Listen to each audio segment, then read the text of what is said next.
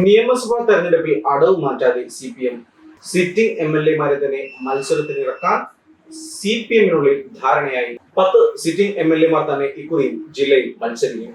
ജില്ലാ സെക്രട്ടേറിയറ്റ് ഈ നിർദ്ദേശം ഉടൻ തന്നെ സംസ്ഥാന സെക്രട്ടേറിയറ്റിന് കൈമാറും.